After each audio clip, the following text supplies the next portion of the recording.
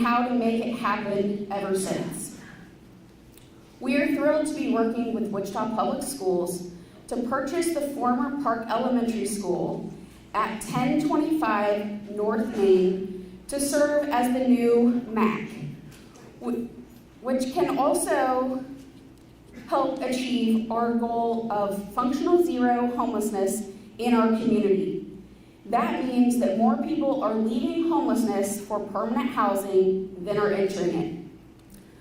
While the closure of the school is very unfortunate, once it was announced, we became interested in turning the school into a further use for public good, as it was ideally situated.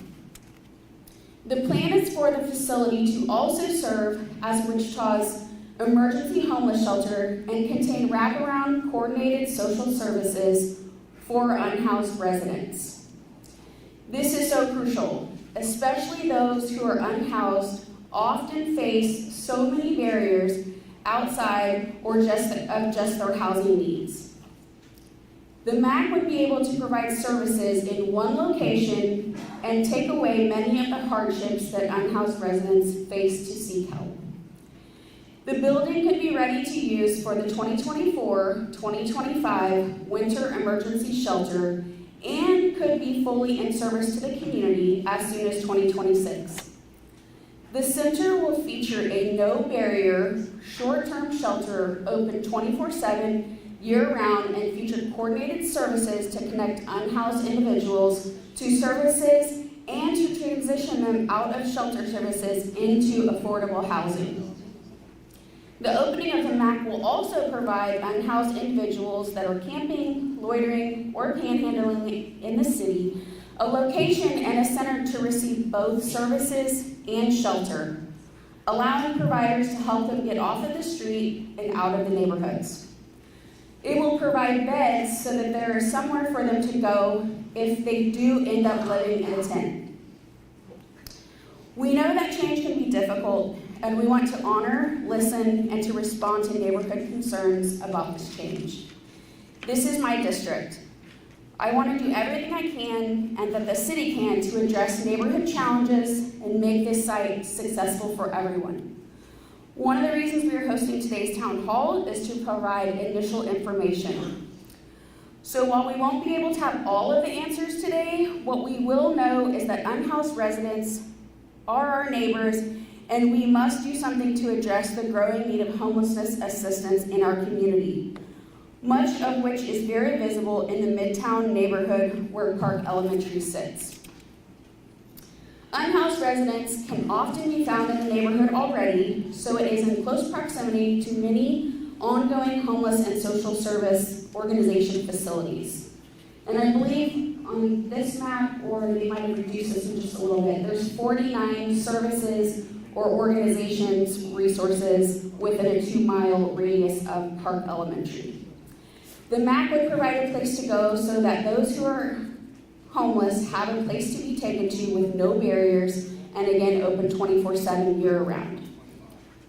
I want to thank Wichita Public Schools, USD 259, for their support in this plan, and all of the staff who has been involved up to this point. At this time, I'd like to invite Assistant City Manager Troy Anderson to tell us more.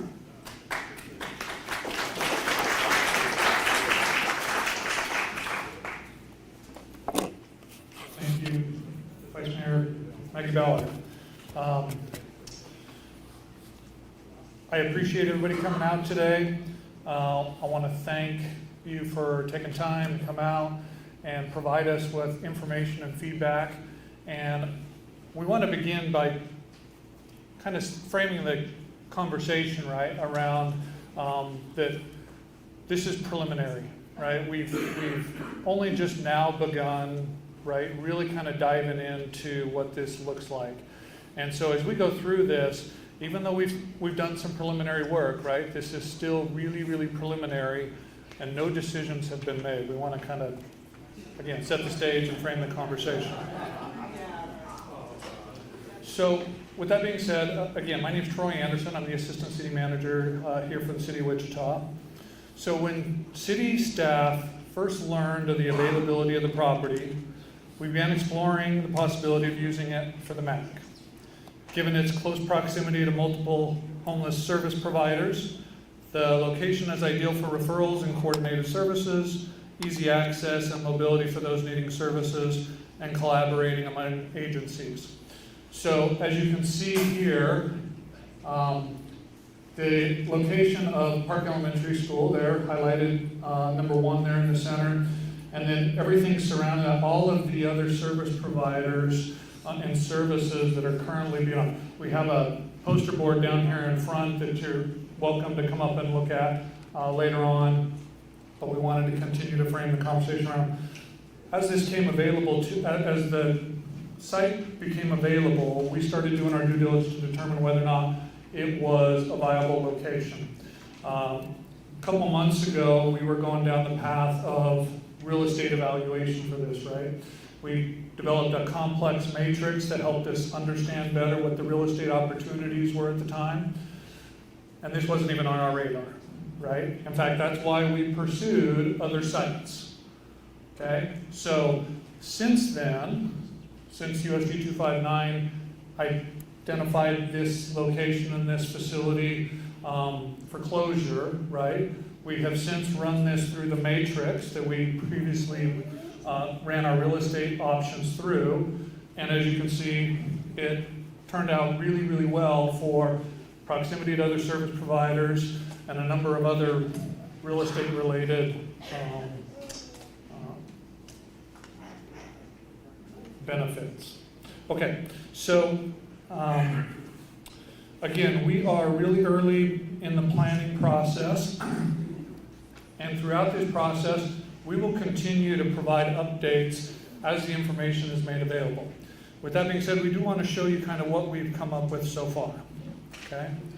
So this shows Park Elementary School in the foreground.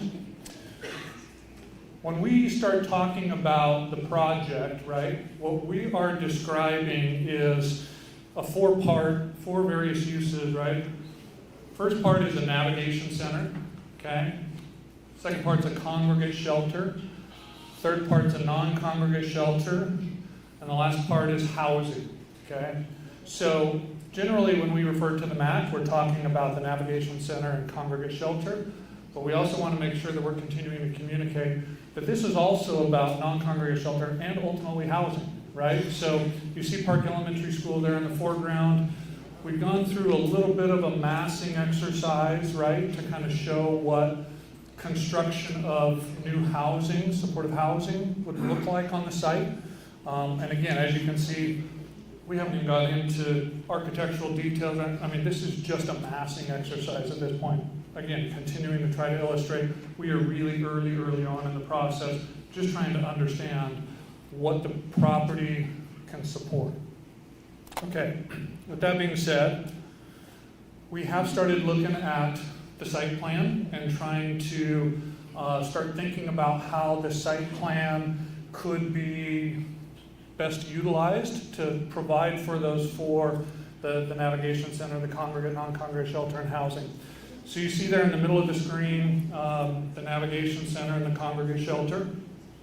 There to your left, you'll see the new building that may be contemplated, for the non-congregate shelter and housing.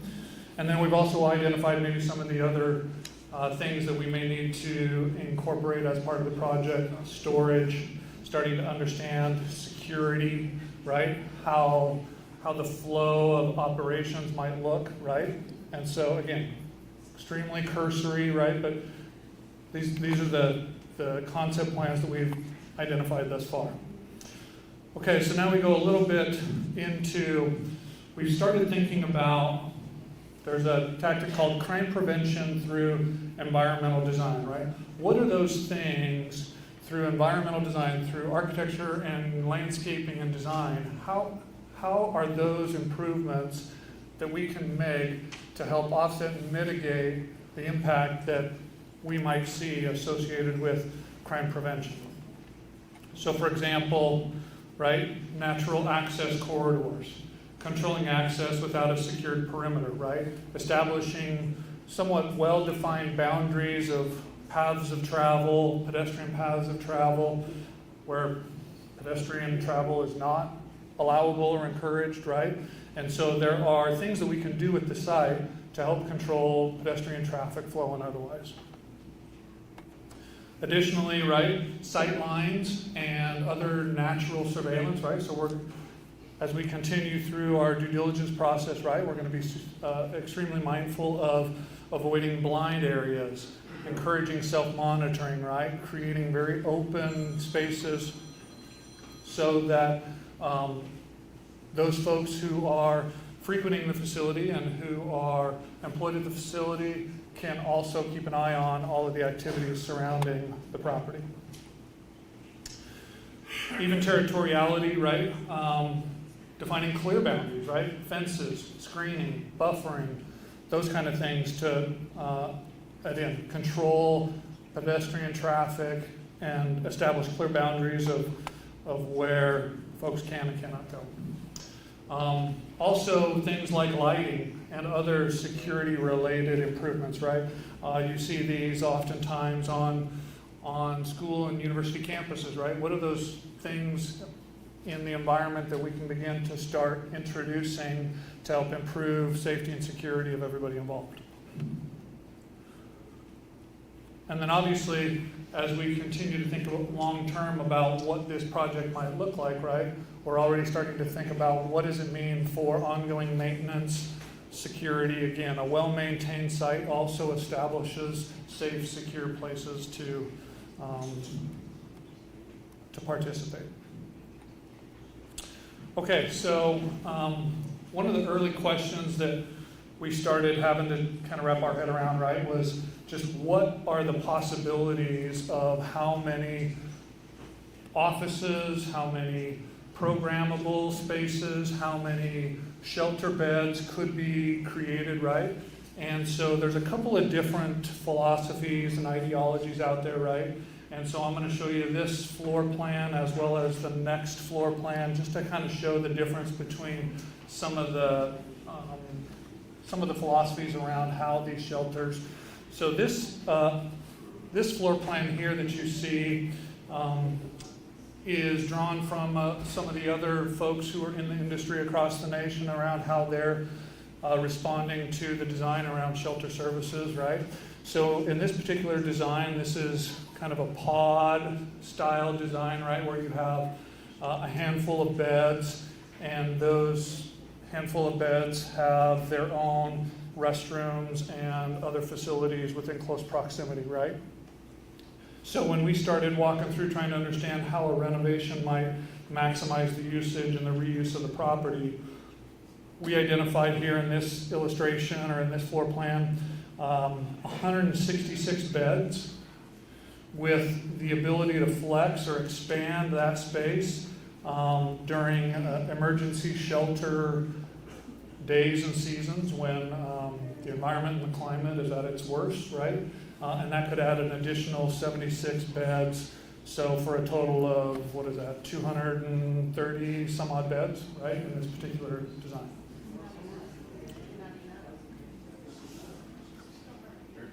We're talking about bringing everybody here from Session County. Do you think that's going to be enough? So, We're going to need thousands. let me get through the presentation, and I know we're going to open this up to Q&A. So we'll be more than happy to respond to kind of some of the numbers, right, and how we're approaching the design of this facility. But okay, so that's one option.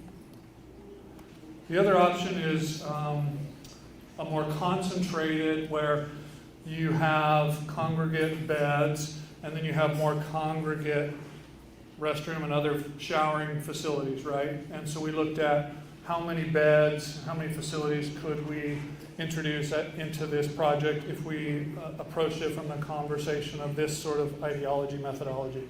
As you can see, under this floor plan, we have built in 198 beds with the ability to flex and add an additional 76 in the gymnasium during emergency days and seasons. I show you both floor plans, right? Because, again, we want to continue. No decisions have been made. We are simply trying to understand what the opportunity is, what the capacity is, and whether or not this is in the best interest of the project, the site, community, so on and so forth. Okay, so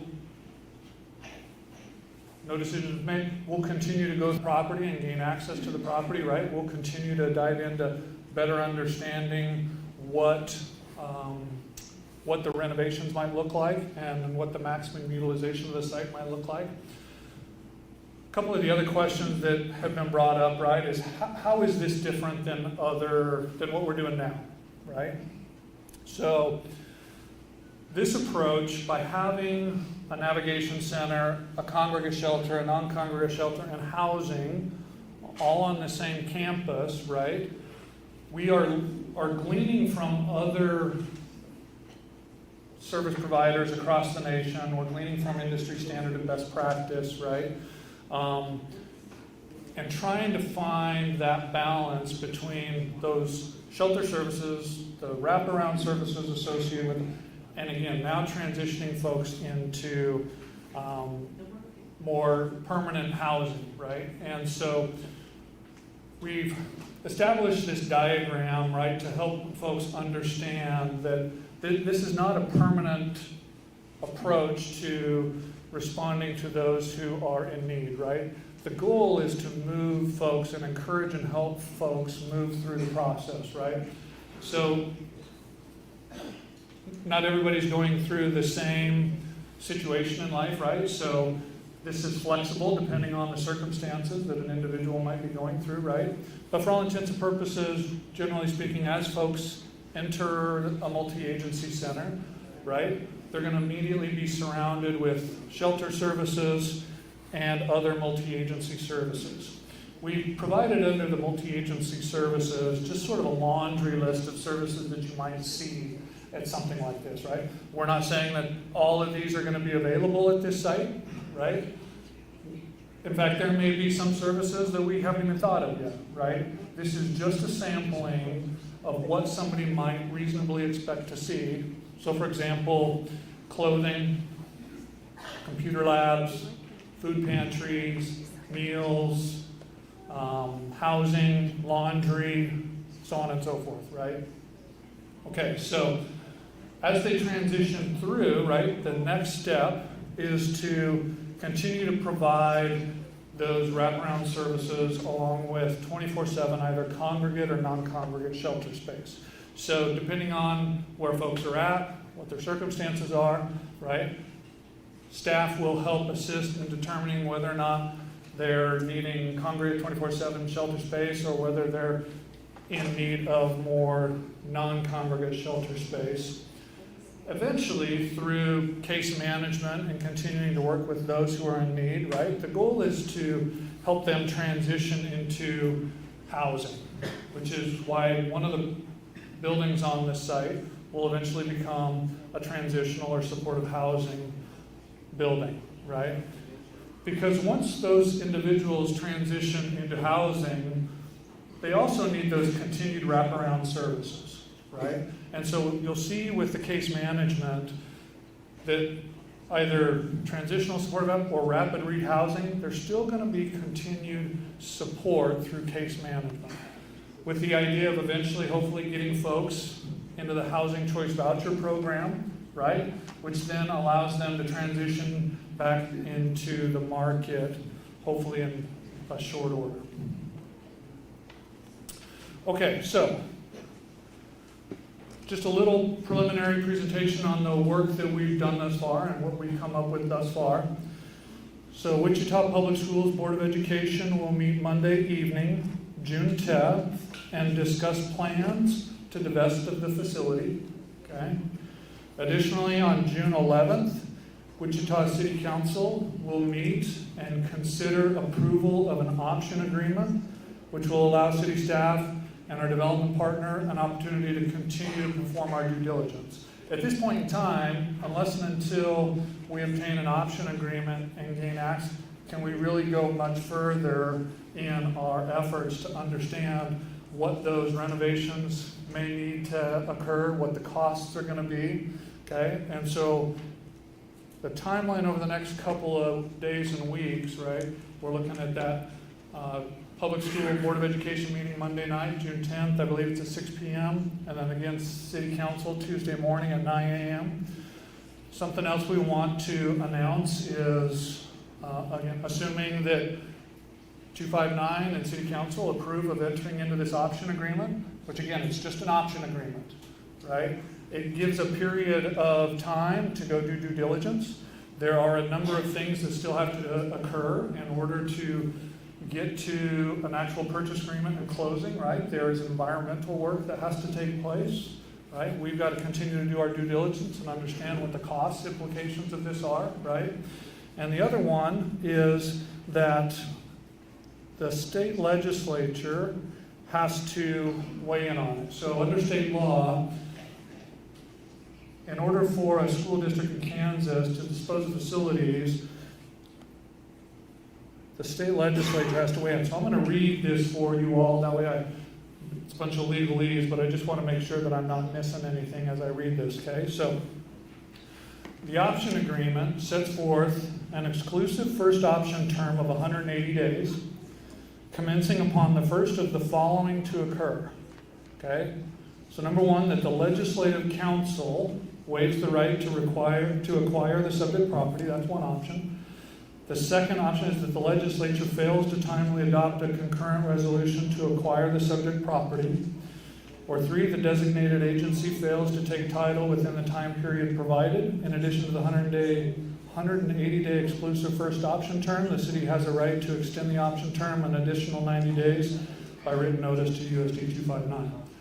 So, as we understand it, right, once the legislative session concludes, about June 30th, right, end of the month, 1st of July, at that point in time, if we've entered into an option agreement and 259 has made the decision to divest itself of the facility, right, then a notice can be sent to the state legislative council, and the state legislative council can make a determination on whether or not to waive its right of acquisition. Okay, so I wanted to make sure we communicated that. Okay, so with that being said, again, we'll continue to share information with you all as we make it available, right? Again, we are really, really early in the process, so as you heard from the mayor and vice mayor, we may not have all of the answers for you today, right? We're going to try to answer your questions to the best that we can, right? But there's still some things that are unknown we may not be able to answer. So, but this is an opportunity for us to show you the work that we've done thus far and begin to start getting feedback from the community so that we know how to better understand the concerns and the issues and how to communicate back how we plan on maybe responding to some of those. So with that being said, I believe we're going to start reading and addressing comments and questions. And again, there are paper, pens, pencils in the back. As you think of a question or comment, go ahead and write it down. We've got staff in the back that can take that information. And so with that being said, I think we're going to open it up to Q&A. All right.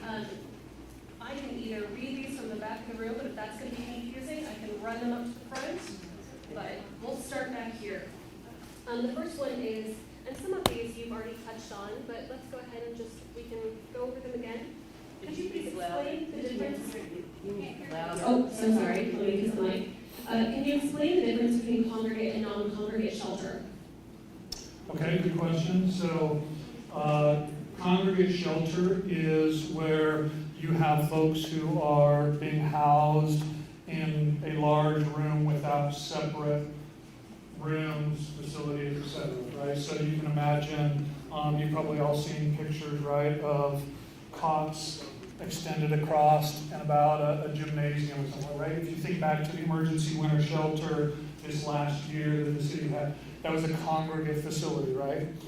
A non-congregate facility are where you have individual rooms and rescue facilities for those folks who may not be able to be located in congregate facilities, right? So non-congregate shelter is still shelter, it's still temporary, right?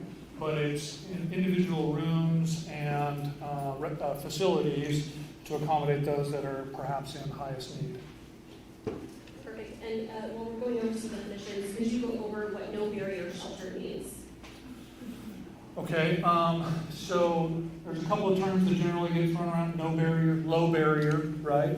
And so no barrier, low barrier are terms that we use that we will not, or the shelter operator will not turn somebody away because they don't have an ID, or because they may be under the influence, right?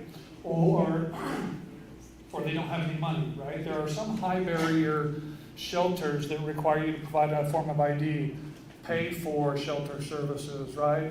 Or not be under the influence. I mean, those are just 3 examples, right? But there's a lot of, but we want to make sure that we're making the distinction, right?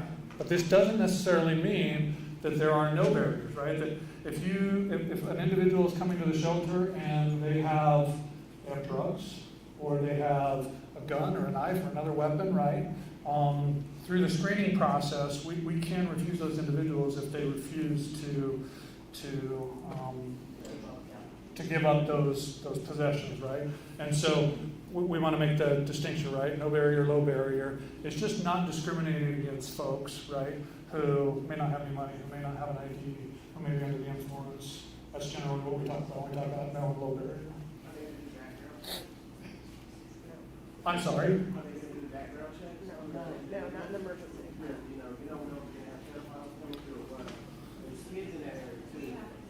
Yep. So, Could you repeat the question for the cameras? sure, yeah, background checks, right? So generally speaking, background checks are one of those low barrier requirements that you cannot do background checks, right? And so, but as folks transition into those other services, right? Yes, the individuals get put into the HMIS system. They are assigned a caseworker, right? And so to your point, yes, the operator must be very sensitive around individuals who may be a sex offender, right? This is why this particular location is primarily, much like our emergency winter shelter last year, is primarily going to be directed towards probably men and women and not families. We have other facilities and other partners in the community that are better tailored to take in families and children, right? And so this facility, much like our emergency winter shelter, is primarily going to be focused on men and women. Will the facility be used to house families? So families can come to a MAC and find a point of contact, right? But again, yes, knowing and understanding that there may be individuals there, and we want to be really sensitive to the relationship between individuals who may have a background and families with children, right? They may come to the MAC for an initial point of contact, but that's why this will be a multi-agency center, because there will be folks there who can then take those folks to other locations that are better served for families and children. Right. The sex offenders will be at this one and near the kids in the neighborhood. Is that legal? I mean, really, they're not supposed to be that many. And so that's where, that's all due diligence that we've got to identify, right? As we have identified the site, and we understand what the distances are, right, under that, under the sex offender registry, right? These are interim locations, right? These are transient locations, so it's not as if these individuals are establishing residency if they're part of the shelter program, right?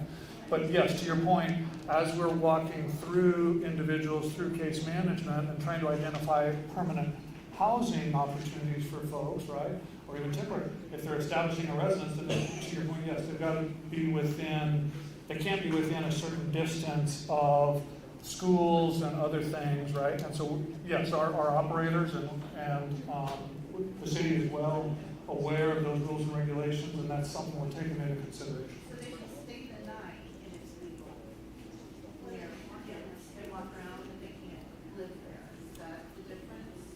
And how many nights does people, like 30 nights in a row, does people live? So there's some really good questions, and I'm not the expert on those rules and regulations, right? And those are some things that as we continue down this path, right, We have a website that we are standing up. In fact, I think it's up right now, www.wichita.gov/MAC, right? We will start to gather all of that information and try to make that available on the website. One, to make us a better informed decision on whether or not we want to continue to pursue this or not, right? But also that we can communicate exactly what the laws and the limitations are. So concerns around proximity to the neighborhood and the children is absolutely on the forefront of our mind. Perfect. We do want to remind people, if you have a question or comment, please use the little slips, and that helps our cameras pick up these questions. We do have a question on the long-term sustainability plan of the MAC. It's not just the purchasing, it's also the funding long-term of the facility. Could you speak to that? Yeah, so there's two parts here, right? There's obviously, number one, just going down the path of acquiring the property, renovating the property, and getting the property to a point where it can hand it off, even just operationally, right, to a service provider. So when you're talking about the services that are being, my battery's going dead. I can talk really loud though, or I'll try to talk really loud. Oh, okay. We're going to get another mic here.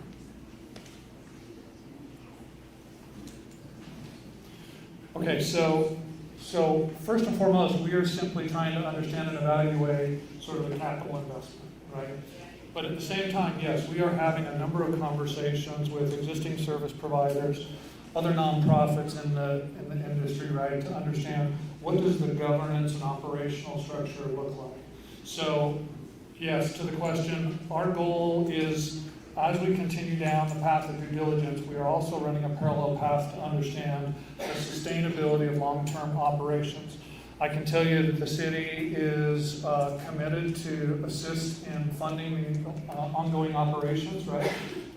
We have reason to believe that our service providers are going to come to the table with opportunities to continue to provide those services in addition to what they're doing now, right?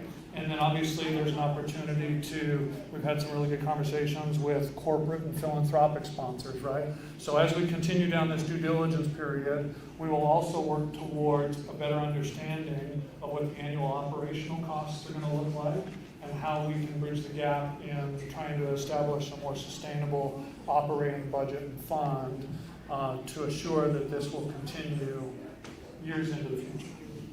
Look, I get that you have your questions you want to ask. Sure. But most of the people who live in this area don't give a crap about the questions being asked. Yes. All we care about is we want to know, what are you going to do to protect our children? What are you going to do to protect our neighborhood from all from the theft, from everything else that's going on? I mean, don't get me wrong. I understand that there are people who need help. But there are also a lot of those people downtown who are drug addicts, pedophiles, criminals. There's a huge amount of theft that already goes on in our neighborhood. And honestly, if you want to know the truth, I mean, we don't want it there in the first place because I've got 3 kids and my house backed up to that school. And I don't want those people milling around next to my house, stealing my stuff, approaching my daughters.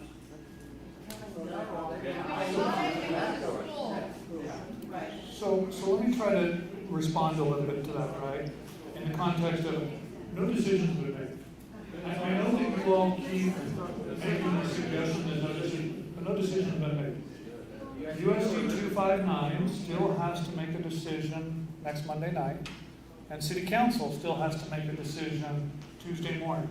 And again, that just gets an option on the property. That still doesn't. What they do back there, in the bypass behind my house and the school. Go up there and clean the mess.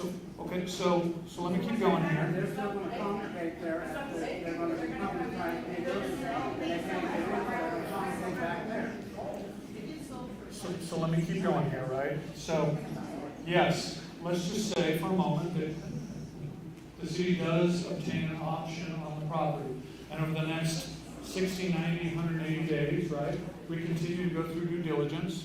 And at the end of the day, in conversation with neighbors, this is not the first and last conversation, right? In fact, I don't know if I mentioned, right, we're going to have a follow-up to this. On June 20th, from 6 to 8, right back here in this room, right? We're going to continue to have ongoing conversations to try to better understand the needs and the concerns of the community. As we continue down the questions and concerns about there are site-related improvements that can be made to help control pedestrian traffic. There are security measures that can be taken to try and improve. We've already started commencing conversations with our police department to understand better what the implications of this use at this location would mean for police and law enforcement, right? And so we hear you and we appreciate you coming out and sharing those concerns, right? Do you have children? I do. Would you want this next door to you? I can tell you that there are facilities like this across the nation that are doing some really, really good things to control and improve the quality of life of these individuals, right? And so That's really not what I asked. Would you want this next to you? I think that I could live next to something like this, yes. What do you suppose is going to do to your property value next door to you? When they bought their houses, it was next to an elementary school. It's not next to a shelter. I understand that, right? Your And property values are going to plummet. They're already plummeting. We're all here to hear what you said. Well, I'm here to do. You have a You I'm gonna, don't live on my street. can we do this? Can we do, hold on, for just a Can second. you answer the questions? Can we do this? Yes. I want to try to establish some order to this, right? So let's kind of one question at a time, and I will try to answer the questions to the best of my ability, okay? Okay, so since historic Midtown has more homeless facilities, will any existing services be moved to Park? Can we maintain the Riverside North Riverside to serve the multiple riverbank encampment? Okay, so since historic Midtown has more homeless facilities, will any existing services be moved to the park? Maybe, right? We don't know that just yet. We're still in a preliminary conversation. We're still having conversations with service providers to find out what and who can expand their operational model to include services at this facility, right?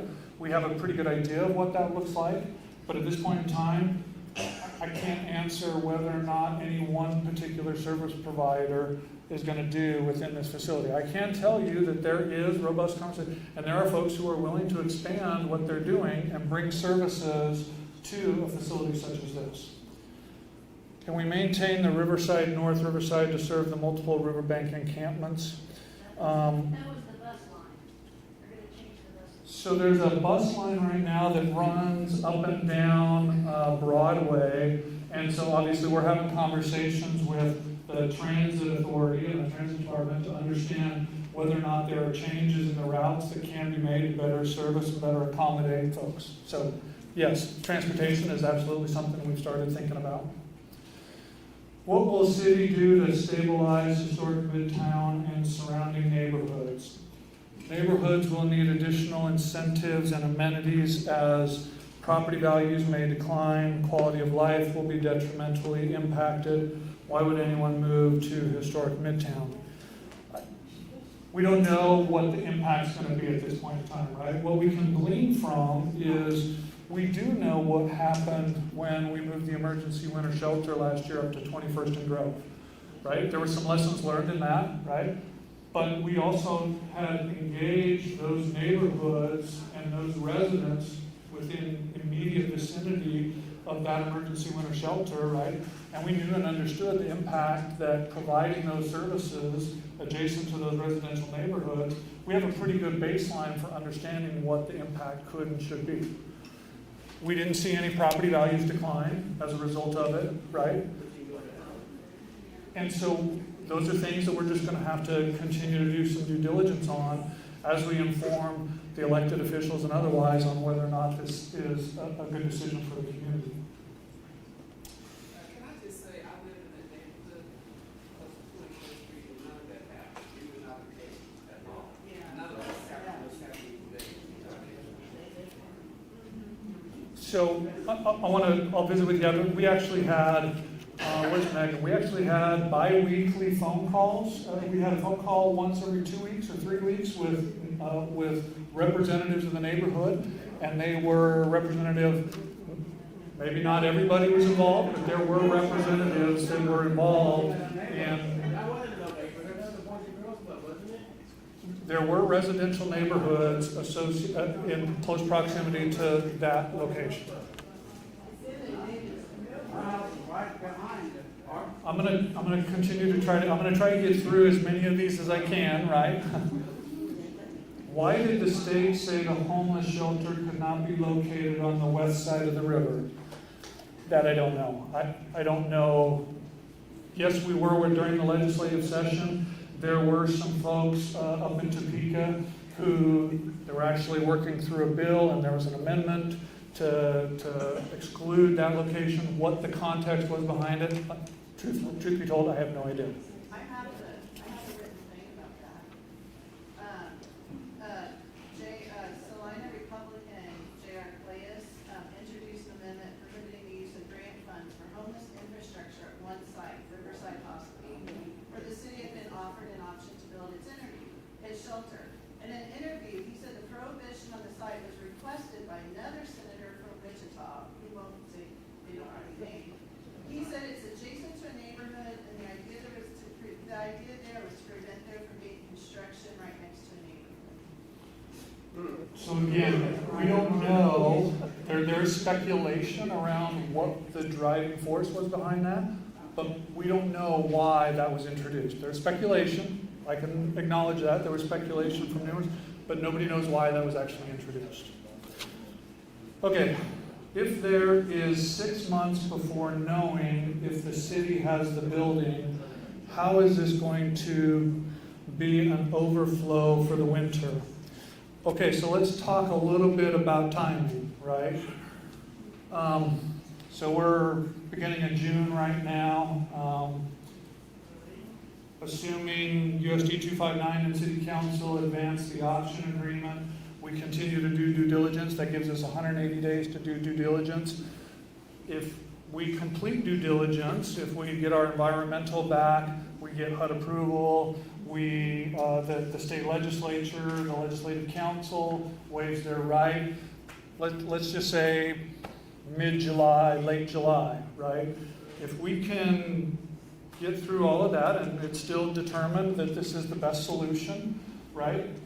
The city could acquire the property and they could then commence renovations in order to stand up an emergency winter shelter by mid-November, right? We're having conversations with our development partner right now to understand what the backlog is on acquiring equipment. So for example, one of the things we identified early on, right, was that perhaps it might need an automated fire suppression system or sprinkler system, right? So what's the lead time on acquiring equipment? All of that research is being done right now to better understand whether or not we can make the renovations before mid-November when the weather starts changing. Can we stand up an emergency winter shelter for this year? So it is possible at this point, but again, there's still a lot of unknowns. There's still a lot of due diligence we need to do. Okay, many homeless have pets. Will folks need to surrender their pets? So at this point in time, I don't know if I'll go back to the illustration, right? So one of the things we started thinking about were pets, right? So you can see down at the bottom here of the screen, we actually are talking about whether we would be able to add some kennels so that those folks with pets may not necessarily have to abandon their pets. How much is this gonna cost? As far as the actual capital investment or the ongoing maintenance? All of it, Okay. So, okay, the question was, how much is this gonna cost? And the answer is, we don't know yet, right? And that's legitimate, right? So this has been consistent with what we have communicated over the last 6 months. Before we even started looking at Park Elementary School, right? Until we obtained an option on a project, until we narrowed down the real estate opportunity, right? Can we really better understand what the capital improvement costs are going to... we kind of know and understand what new construction costs, right? But every existing building is going to be different, right? So if we're looking, and there's also some pros and cons, right, to taking an existing building and renovating it, right? There's speed to market, right? We can deliver a product sooner if there's an existing building that already is built. How much are we budgeting for this? I guess is the better question. So again, no, these are great questions, and I appreciate the questions, right? And the best answer I can give you at this point in time is we're trying to understand what the cost is going to be. And as soon as we have a better idea what the cost is going to be, we'll share it with you. Now, here's what I can do in context of scale, right? We knew that when we were looking at West River Plaza and Riverside Hospital, between the multi-agency navigation center, the congregate, the non-congregate, and housing, it was going to be about an $80 million project, right? Obviously, Park Elementary School is not the same scale as West River Plaza. So it's arguably going to be less, right? How much less? Probably quite a bit less, right? But until I know and understand, again, what renovations need to occur, what our availability is for labor and materials to get the work done, right? And what the long-term operational, right? Operation and maintenance of a facility the size of West River Plaza is going to cost exponentially more annually to run and operate than a smaller facility, right? This will be a smaller facility. This would be a smaller facility. Therefore, the annual operation and maintenance costs are going to be arguably smaller, right? And again, as we continue to do our due diligence, as we know and better understand what the cost is going to be, we'll be more than happy to share that with everybody. Wouldn't it be more economical buying out 12 houses that are in that neighborhood? You're So- forcing this onto the neighborhood. What does the neighborhood plan say?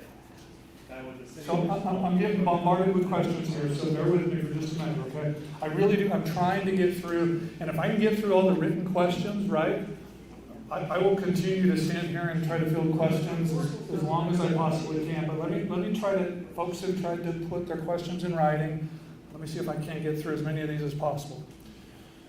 Okay, why I wasn't Riverside Hospital used as a recovery center?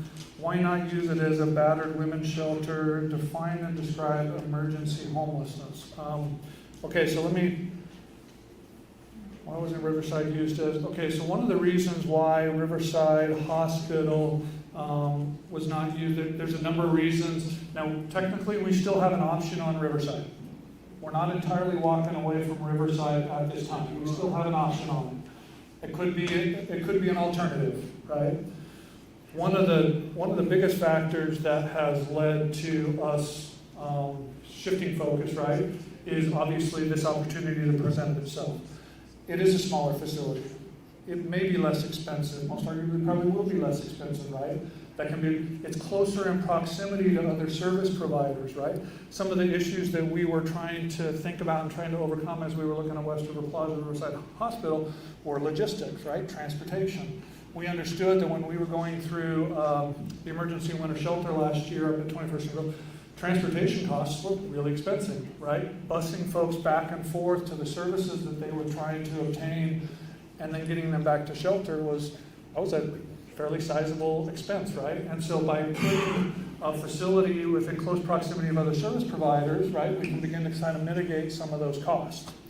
So that was one concern that came out, right? Obviously, the other big concern was as the city and its development partner applied to the state for low-income housing tax credits, we were not awarded low-income housing tax credits as part of our application to build housing to coincide with the shelter and the wraparound services. So that caused us to pause, right, and continue to reevaluate whether or not we wanted to retool our application and resubmit in July, or, again, as this opportunity presented itself, do we abandon our option on West River Plaza and continue to focus on this particular site and other sites in the area to try to create a MAC that's in closer proximity to other service providers? I'm not sure about the battered women's shelter, describe emergency homelessness. So homelessness is homelessness, right? Everybody that is homeless is in some sort of crisis, right? And so I can only begin to try and respond to everybody's life circumstances are different, right? Something we have to all keep in mind is this is a humanitarian effort, right? These folks are individuals who live in our community, right, and are in need of programming and services. This is a humanitarian effort, okay? And that's why we're trying to glean from industry standard and best practice other communities who are responding really, really well to these circumstances in their community. We can look at those groups. What are they doing that's really, really well, you know, and how do we duplicate that? How can we take that knowledge and understanding and apply it here? One of the conversations I continue to have with folks, right, is what we are doing now isn't working. Would everybody agree that what we're doing now isn't working? We've got to do something different, right? We have to do something different, right? Now again, the best opportunity that we can present is gleaning from other folks who are doing it well in their communities. What are they doing? What are the success they're finding, right? And it becomes a two-part solution, right? It becomes providing those individuals with those wraparound services, right? And trying to get those folks into housing, right?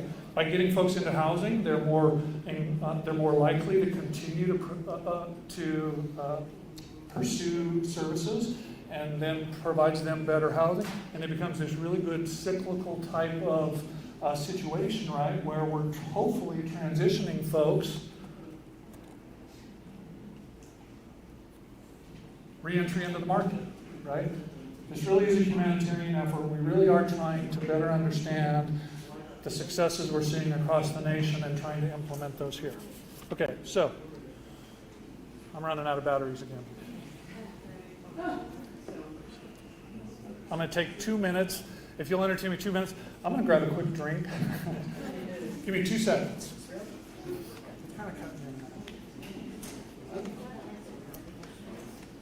Councilmember Ballard, representing District 6. I just want to share a couple things when we're talking about the MAC.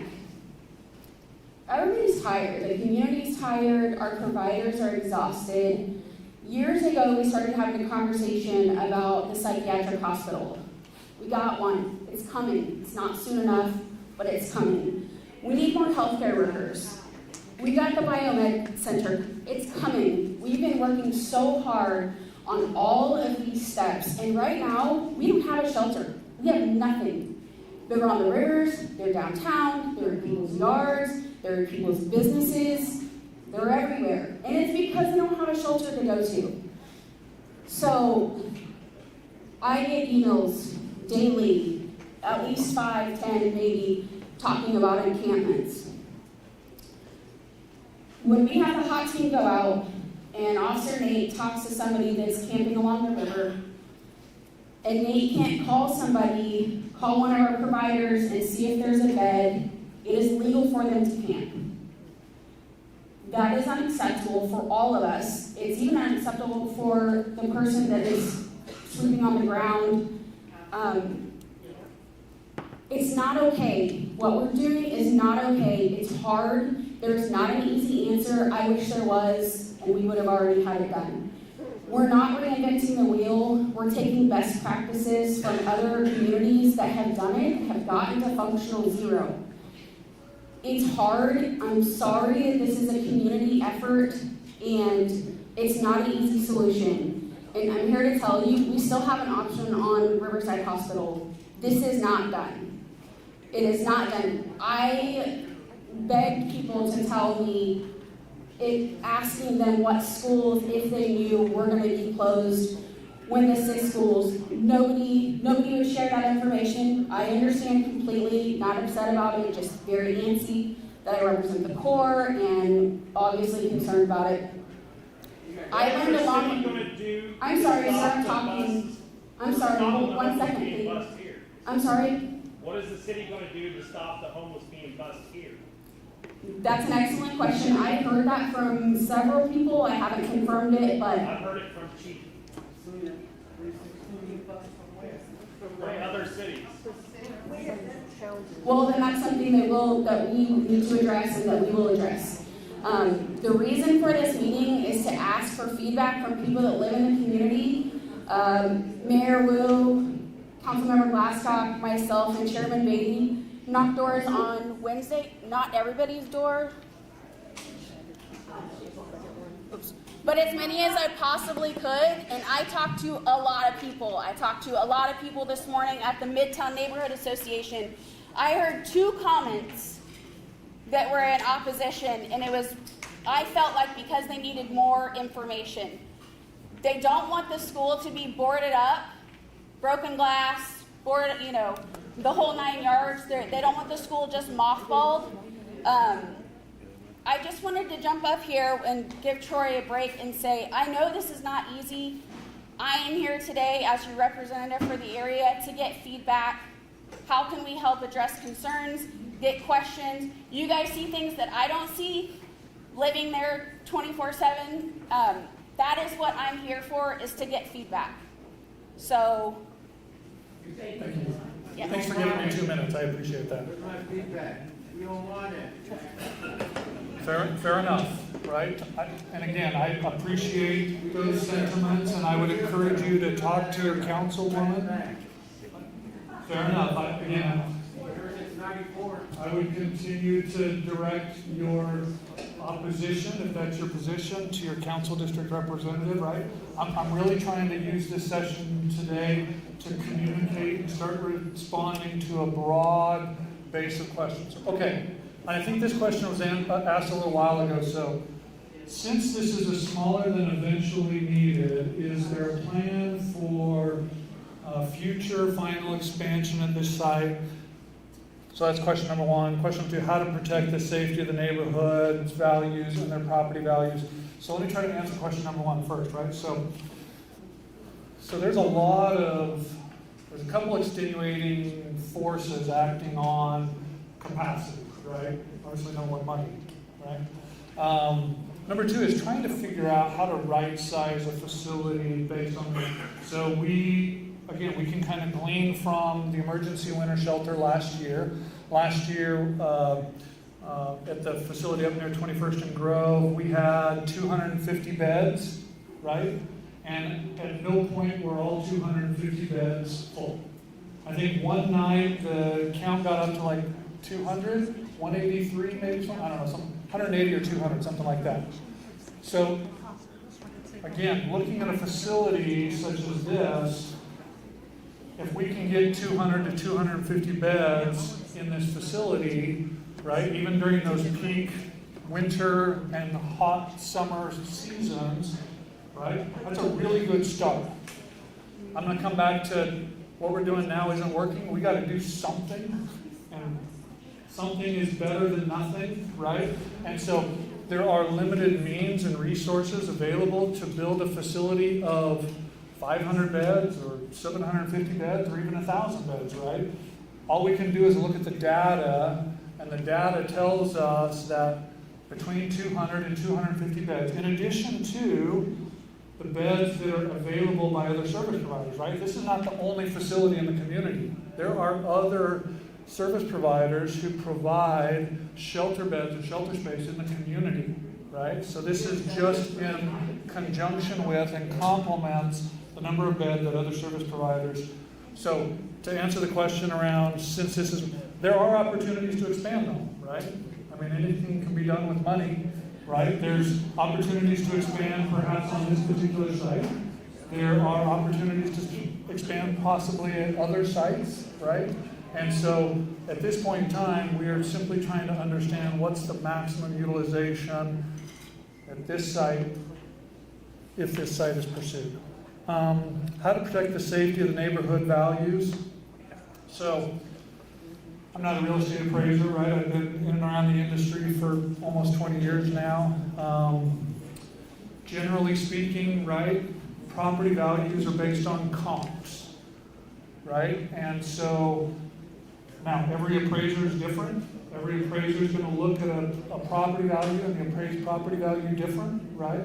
But generally speaking, property appraisers look at comps, look at comparables, right? There So, won't be comparables to another house next to the largest homeless shelter in the city. You won't find a comp like that.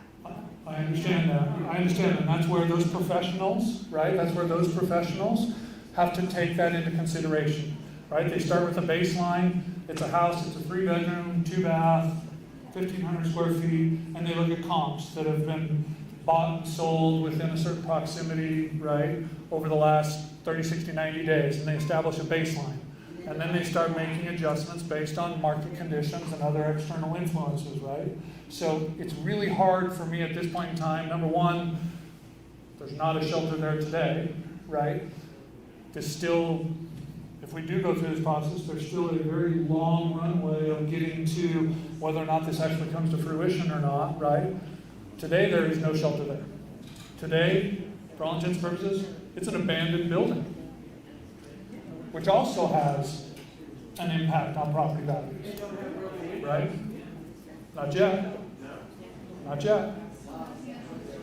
So let me keep going through some of these questions, okay? So, can the city commit to addressing unanswered questions as they move through the exploratory period? Yes. Yes. Yes. As we can define answers to the questions, we will be more than happy to share. Again, I'm going to point to our website, www.wichita.gov/MAC. Right? We stood up a very specific webpage on the city's website to start walking. I've got a comms team in the back. We're going to go back through this. I've got all of the questions, which is really another good reason why submitting your questions in writing, right? So we can take these questions, begin to collate them and put them into a communication form where we're being very clear on what the question is, what the concern is, and how we understand the response to that can be. Okay, what does the neighborhood plan say the city council voted on?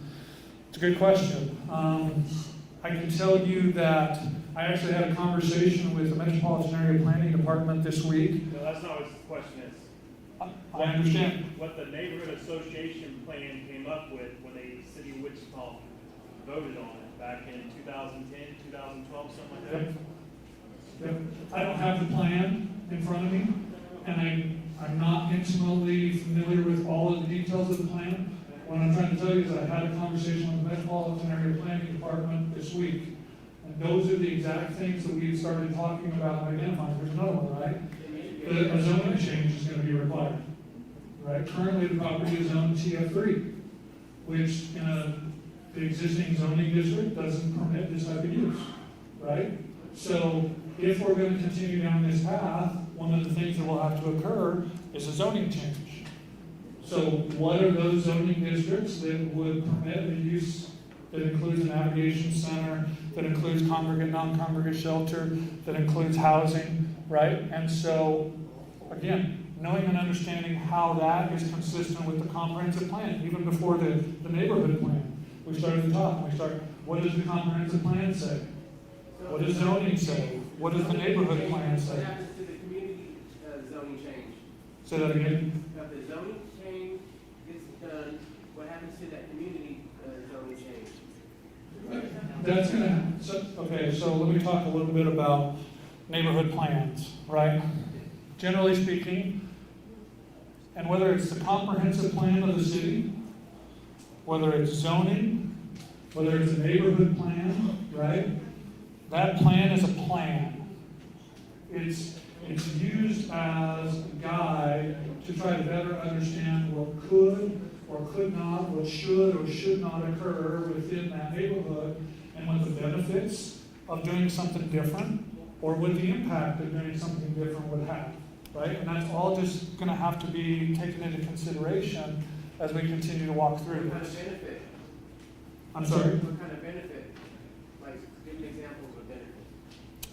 Okay, I'll just make something up here, right? So let's say a neighborhood has a neighborhood plan, and the neighborhood plan spells out that the neighborhood identity is this, and that generally speaking, the future of this neighborhood is something around continuing that neighborhood.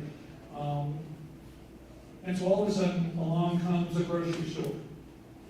right? Well, a neighborhood plan may not have contemplated a grocery store, right? In fact, we run into this quite often, right? There are uses that a real estate investor says, that'd be a great location for a grocery store, right? And so they come before the Metropolitan Area Planning Department in the city and they say, I'd like to rezone this property to build a grocery store. The neighborhood plan doesn't contemplate a grocery store. Okay, but there could be benefits because there are folks within the neighborhood that can benefit from having a grocery store, right? So even though a neighborhood plan doesn't specifically say whether or not an intended use is identified, there's an evaluation and Now, try that with the homeless shelter. Now, try doing the benefit with the homeless shelter. okay, the benefit of a homeless shelter is,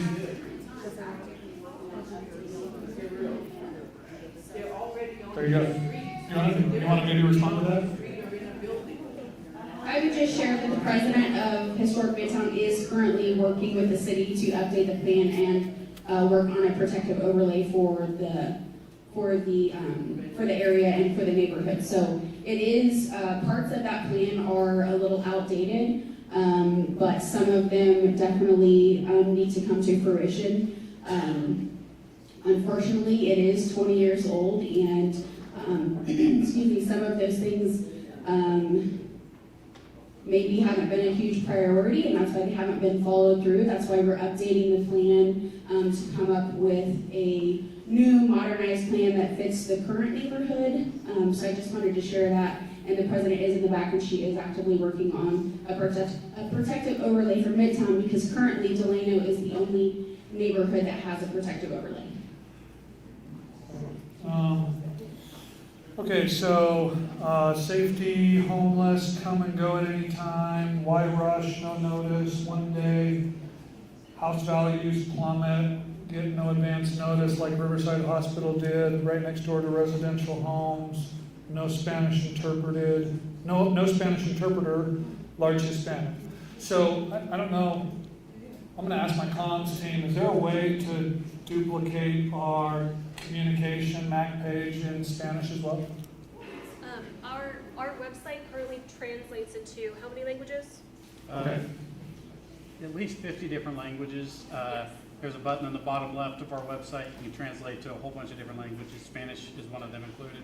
And we're also working on materials in the future to be translated in Spanish as well. We also do weekly spots on Spanish radio stations, and we're having staff share that in Spanish on those spots. Thank you so much. If there's anybody here that, I don't speak Spanish, I apologize. If there's anybody here that would like to, I'm sure that we have resources available we can connect you with to answer your questions and provide you the information you're looking for, if whatever, or any other language for that matter. So, okay, so coming back to the rest of the question, right? So notice, so we're going through that notification part, right? We started knocking on doors Wednesday, right? And again, 6 weeks ago, you did this. we did not know 6 weeks ago. If we talked to NSP 259, We did. But we did not come to terms and conditions of an option agreement 6 weeks ago. There's an option agreement that both parties have negotiated, right? And that language and that term is in the city council agenda packet that is available for Tuesday morning. That was published Thursday evening at 4:30.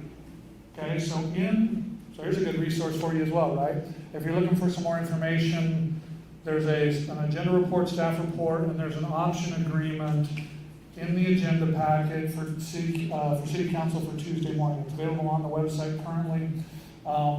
The terms and conditions of the option agreement were only recently come to an agreement on, which is why when the school board meets Monday night, part of their decision of whether or not to divest the property or not includes whether or not to enter into that option agreement. Again, it's just an option agreement. But 6 weeks ago, it was in the newspaper, we did not do a good job in informing people around the process on 21st Street. Once you know where the location is going to be, it's not overnight. But it sure seems like, boom, overnight. Thursday we're doing this, Saturday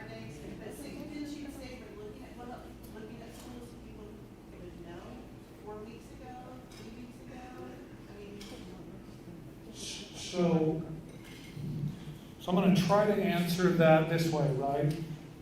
Just because we identify a real estate opportunity and we start doing some due diligence doesn't necessarily mean that we can even make a recommendation, right?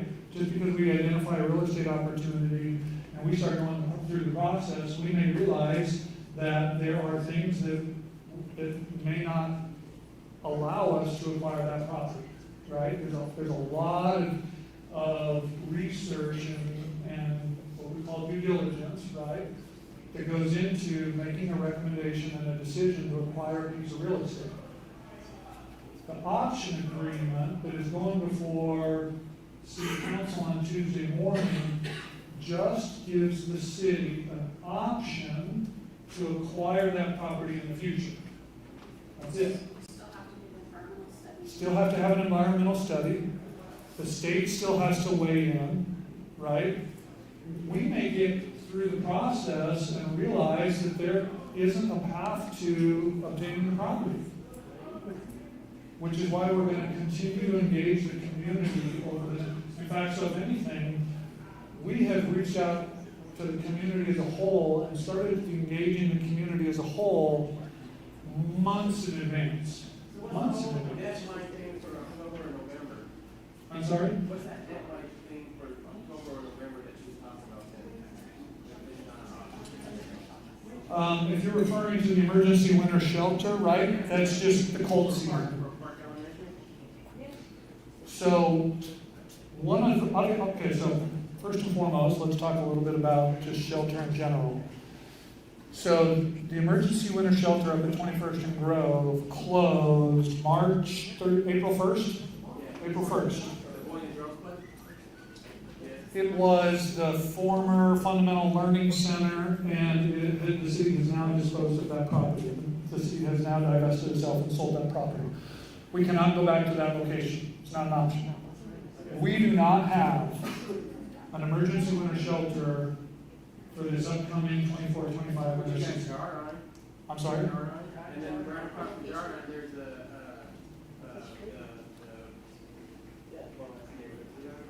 but then like Jarden, and you got what do you call it? For the homeless people to go eat, the Lord's Diner. Yeah, right there too. So we've gone through a robust exercise. The city and its development partner has gone through a robust exercise to understand what real estate opportunities exist out there that can support a facility of this size. This is not a small undertaking, folks, right? In order to find a real estate opportunity, a real estate location, right, that is large enough to support 150 beds, there's not a lot out there. We've done the real estate evaluation, right? If you go back to this map,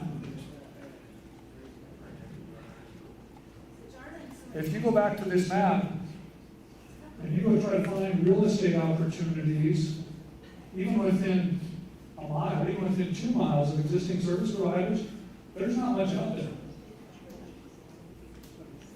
We have very few real estate options. Your consideration for options have suddenly changed that they need to be around other providers. That wasn't the same when you were looking at, for example, Riverside. That has now become a deciding factor for you? So when we were looking at the Riverside Hospital location, right? So I'll back up. When we were looking at all of our real estate opportunities, okay? If you look in this ring and you look at all of the real estate opportunities we were looking for, we didn't find much in this circle. Where's Riverside? Riverside is off the page. Oh, and it don't make no sense. Riverside is off the page. You follow McLean up and around. And if you look at all the stuff right there that helps out homeless people, then why can't you just go with Riverside? If you spent all of on campus, they didn't have to be transported because of you said transportation costs. Thank you very much.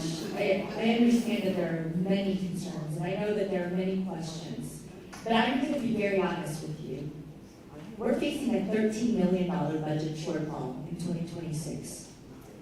We also, at the beginning of this year, in January, in one voice, this council went and lobbied our state lawmakers asking for money for a multi-agency center. Our ask was $20 million, and we got zero. So we're at zero right now. We have money through ARPA dollars that will help with renovating a building. And so at this time, money is really the object here, is that we're trying to be part of the solution. And there's no perfect solution. And unfortunately, you know what you just said was about theft in the neighborhoods. You said you've seen loitering. I just got a text message from Union Rescue Mission, which one of their rules is no loitering. So we have opportunities to try to make this safer and more secure and help neighborhood, but it requires conversations with neighborhood. This is our attempt, again, at more communication and more interaction, hearing their concerns about where this could possibly be. Again, this is one option. Obviously, we also still have an option at Riverside. And if there were unlimited dollars, we would want it somewhere else, not in your neighborhood, not in here or there. But the reality is, we need a solution because an emergency winter shelter is something that our community needs. But we need one beyond just winter. Because right now, it's not winter. And we are seeing individuals who are facing homelessness. So if we do believe that that is a community-wide challenge, we need to come together to figure out some solutions together. And so,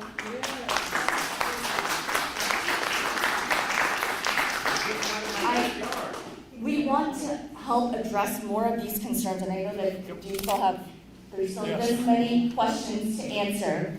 So I would really appreciate if Troy continues to go with these questions. Thank you, Mayor, I appreciate that.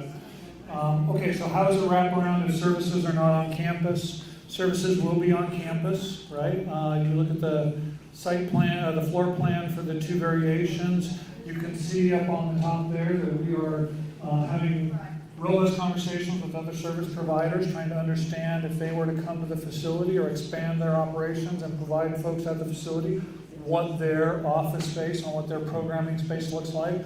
There will be wraparound services at this facility. All right, what is the criteria for staying in the shelter?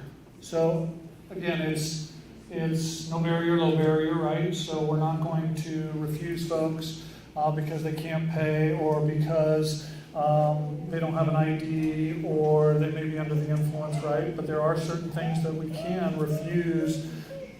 And again, as long as they're in the facility and they're not causing themselves or others harm or a threat to themselves or others, right? It's a very low barrier facility. Now we did, I think there was maybe one incident last year. So over the course of several months, I think there was one incident of an individual who ended up posing a threat to themselves or others at the emergency winter shelter. We immediately connected them with some resources and they were removed and they were actually put into a better situation, right?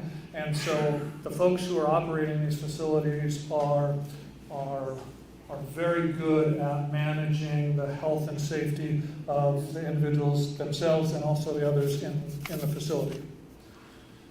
Okay, is the city unable, unwilling to pay more than $1 for the building? Okay, good question. There's a lot of, we've seen some questions and comments around the purchase price, right? So as we were negotiating with USD 259 on whether or not to acquire the property for more than a nominal fee, right? The conversation with taxpayers already paid for this building once, right? Any dollars that the city is going to expend to acquire the property is taxpayer dollars, right? So why should taxpayers have to pay for the same facility twice? Because if you're selling that property, that money can go into capital outlay and then be used to fix up all the other school buildings that are deteriorating. I certainly appreciate, and absolutely something that I would encourage you to talk with school district board members and city council members, right? From the recommendation of both administrations, right, we felt that the burden for the taxpayers to have to pay for the same building twice, number one, and in addition, if the city's having to pay, then that's that many fewer dollars that we're not going to be able to put into the facility for the renovations and the ongoing operations and maintenance. So, will this have the effect of getting the homeless off the streets and reducing visible encampments and other impacts such as trash, litter, public defecation? Yes. Yes. Yes. Right? I can tell you we have seen since the emergency winter shelter let out April 1st, right? We have seen a proliferation of encampments, right? They don't have anywhere. There is a real lack of infrastructure. When we say infrastructure, we're talking about beds and other facilities, right? We have seen a proliferation of encampments since the winter shelter closed April 1st. Yes, this will respond to a need in our community for sure. How many people use the winter shelter? Man, I have those numbers, but they're in a stack of papers over there, and it'll take me forever to get to. We're going to make that information available. There were several hundred individuals that were served. I mentioned some numbers a little while ago, 180, I think, to 200, something like that. That was at one point in time, right? But there are some really good counts around the number of individuals that were represented across the entire season, right? I think there were several hundreds that actually took advantage of the shelter over the winter season. And so how many people use the winter shelter? We're going to make sure that we include that information on the city website to make sure that we're getting you true and accurate, most up-to-date information we can. It's not really accurate to call it no barrier when housing large groups. There has to be some rules, no drug use on campus, limit to how many belongings, etc., for the safety of the group as a whole and of the staff. Word choice matters. Yes, generally I think the requirement is low barrier, right? Oftentimes those two terms are used interchangeably. I think the more accurate term to your point is low barrier, right? Yes, there are going to be limitations. No drugs, right? You're going to have to dispose of those.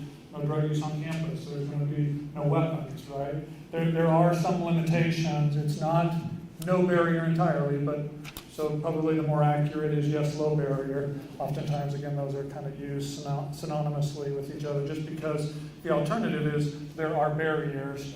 You may not be allowed into a facility because you have to pay or you have to have an ID or you have to have someone. That becomes a barrier. This is a low barrier. This would be a low barrier. Okay.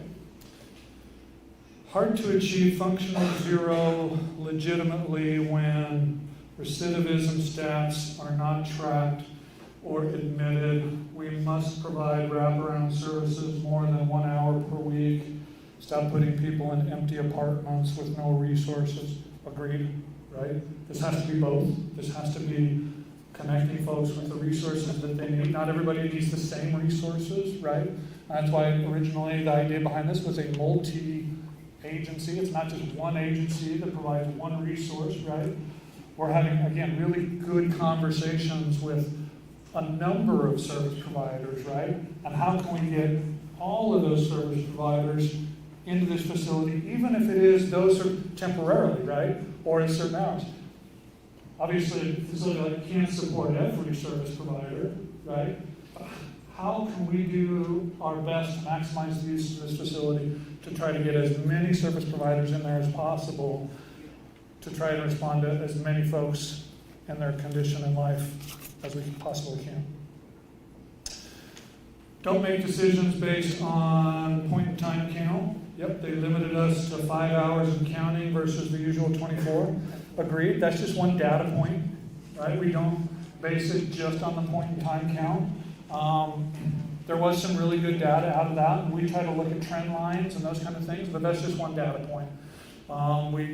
We spent a lot of time trying to scrub HMIS, trying to understand across the entire year, right? how many folks are out there in the system. We can look at the emergency winter shelter and glean from that data, right? So we're looking at multiple data points. We're not just looking at the point in time count. What about our friends on the street that are south of Kellogg? Why are all the resources downtown or up north? That's a great question. Why those other service providers have historically chosen to locate here? Man, that's probably 20, 30, 40 years worth of just history, right? That just historically those folks have located here. That's not to suggest that folks who are south of Douglas can't come to a multi-agency center and seek the services that they need or seek the shelter.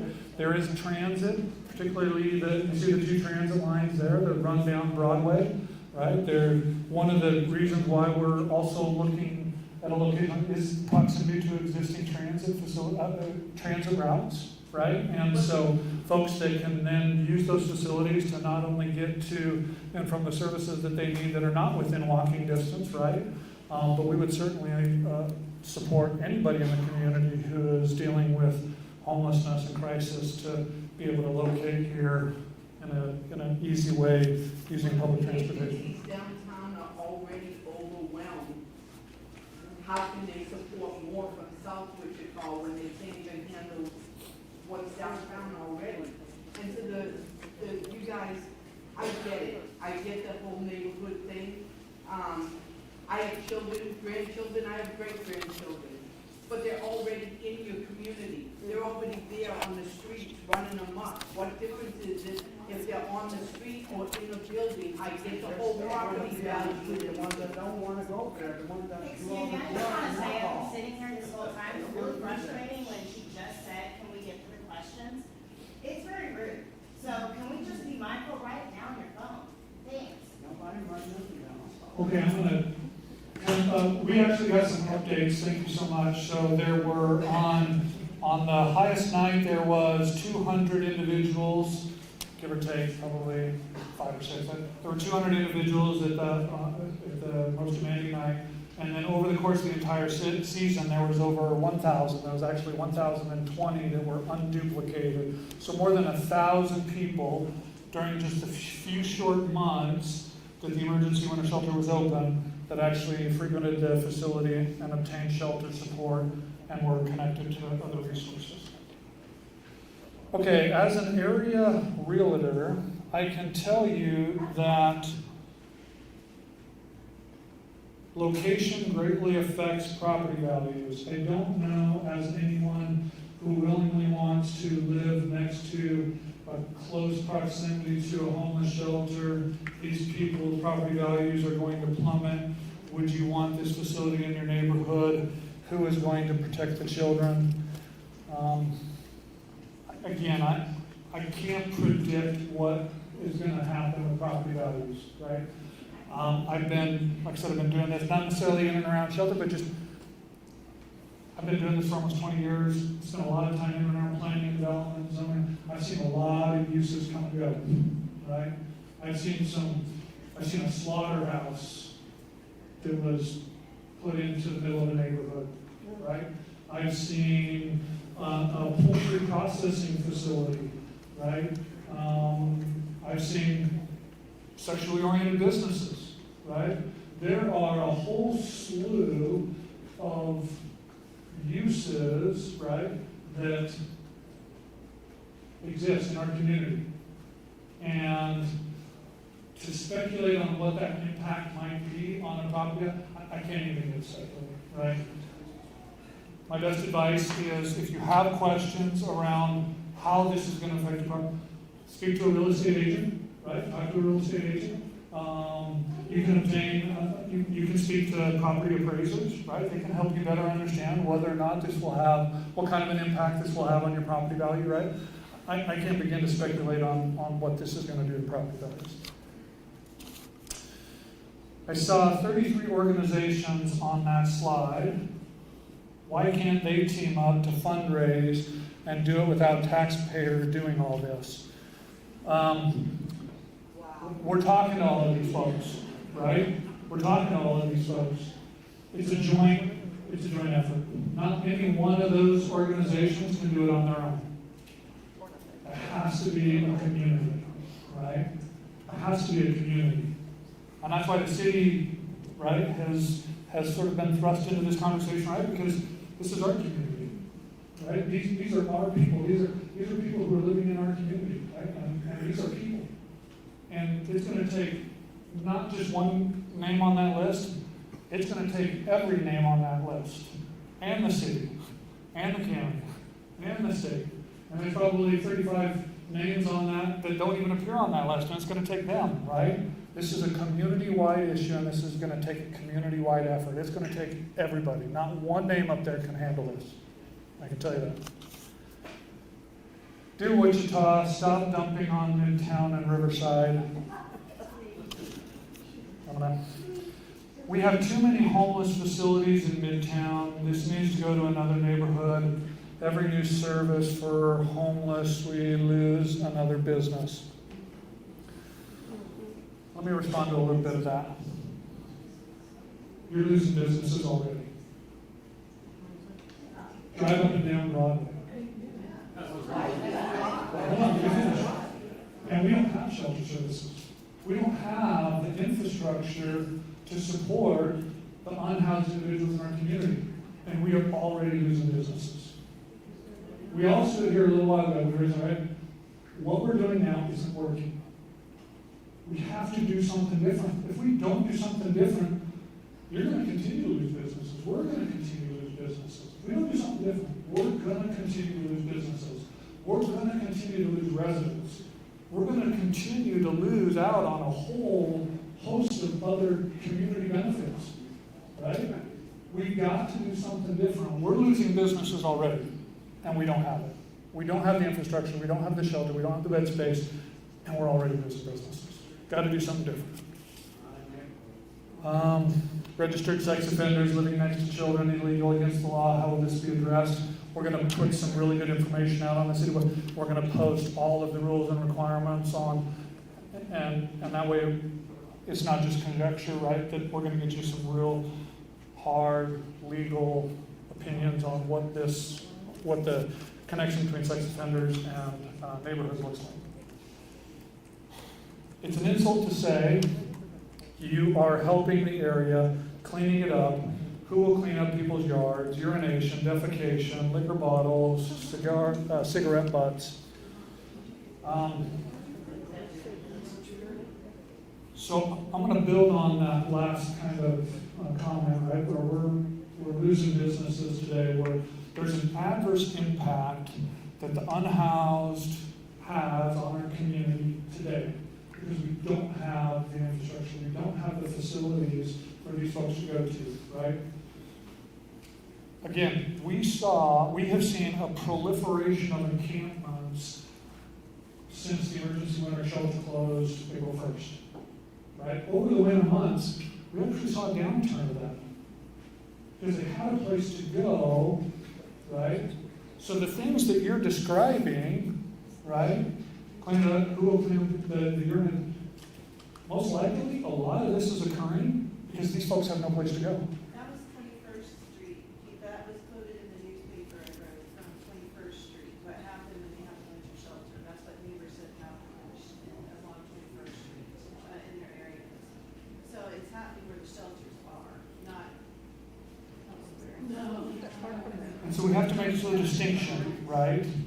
Because we've looked at some really good data around incidents that were occurring before the emergency winter shelter was located there, and what was occurring during, right?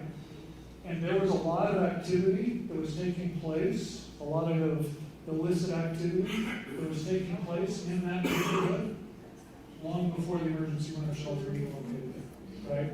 So you try to have to draw the correlation and the distinction, right, of is there a direct correlation between locating the shelter and those services? We have a lot of police reports, right, which shows a lot of this activity was taking place before the emergency winter shelter went up there.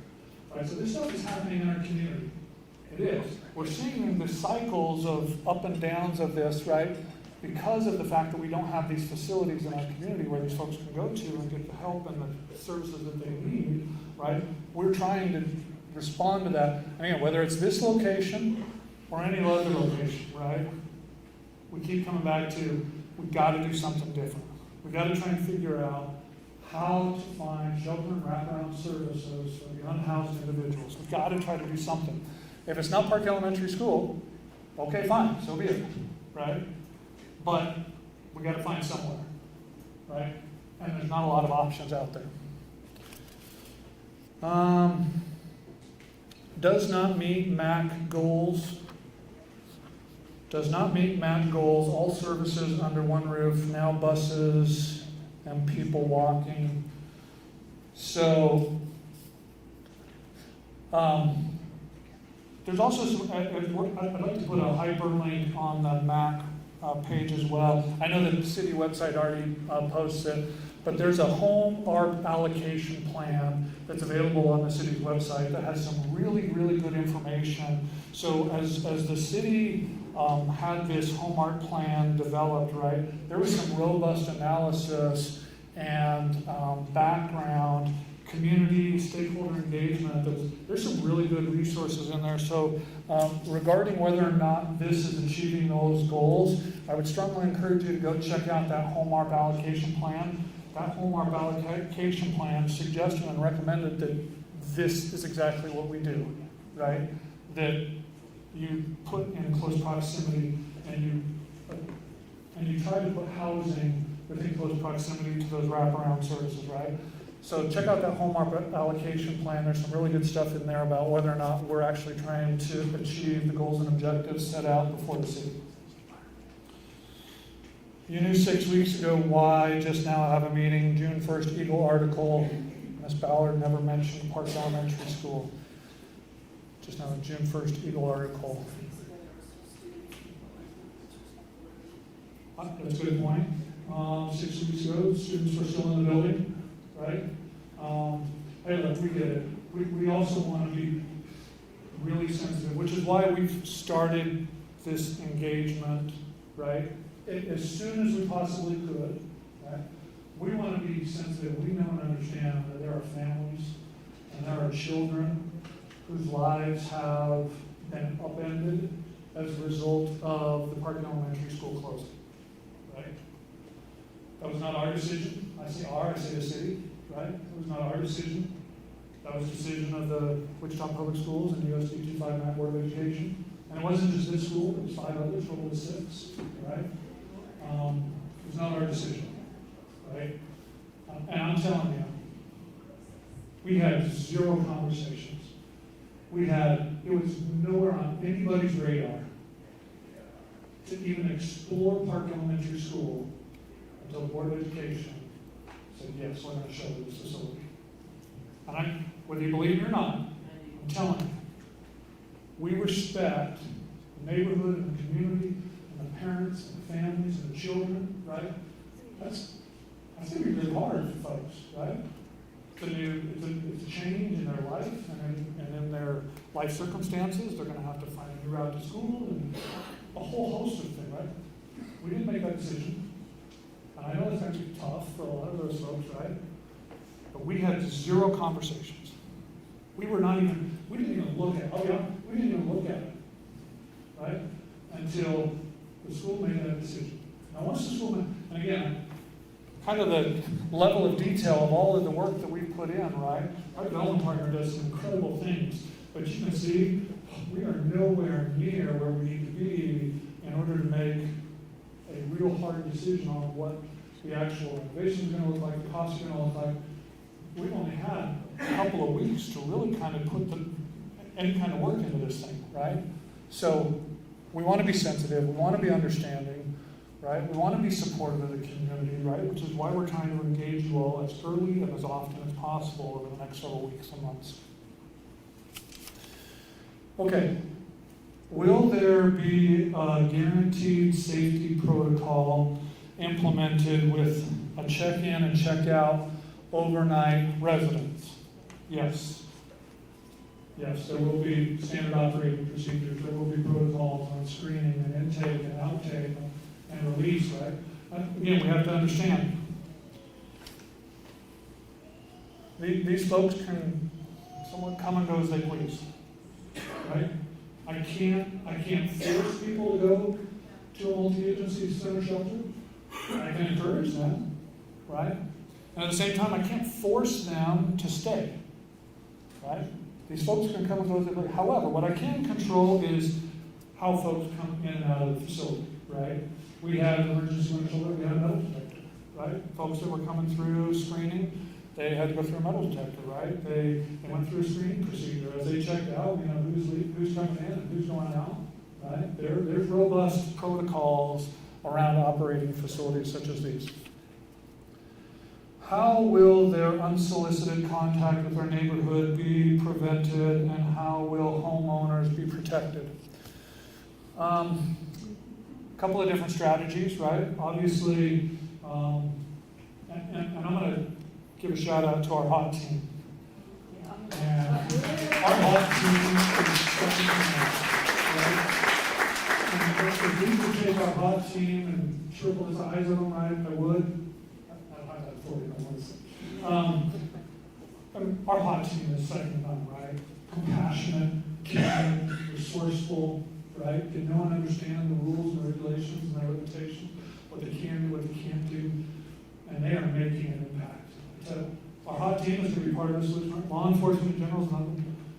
But I'll tell you what, it's going to take an entire community. It's going to take the neighborhood, right? Neighborhood watch programs, right? There's a lot of neighborhoods in and around the area, not just in Midtown. There's a lot of neighborhoods in and around Wichita, right? Have neighborhood watch programs. It takes all of us, right? It's going to take the operator of the facility, right? Making a commitment to not only secure the premises, right, but to be a good neighbor and a good partner, and to make sure that the folks that are coming in and out of their facility are being connected. We have conversations with faith-based community. There's another group that hasn't been mentioned today, right? We have a whole faith-based community out there that is anxious and willing and wanting to help. And it's going to take an entire volunteer community. I see folks from they work here at United Way, right? There we go, there's East Move. It's going to take everybody. It's not just one group. It's going to take everybody, right? It's going to, from law enforcement, hot team. There's a formal group that can kind of respond to some of this stuff, right? But there's a whole host of other folks out there that are anxious and willing to come to the table and try to provide assistance to create a safe, clean, and quality of life environment to not only the neighborhood and the residents, right, but also to the individuals being served. If you lower taxes, people could afford to live in a home, buy groceries, and have more money in our pockets.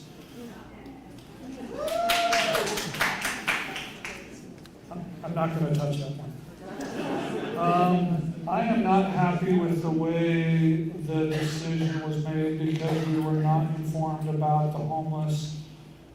I am extremely concerned in regard to the safety of my neighborhood. How are you going to secure our safety if you cannot keep the safety of the other shelters? Going to keep us safe? But I think I've tried to respond to most of these, right? Probably the one I really want to pull out of that is the decision, right? I started this whole conversation today, right? No decisions have been made. I'll say that again. No decisions have been made. USC 259, Board of Education, Monday night, 6 o'clock. We'll have to make a decision. City Council.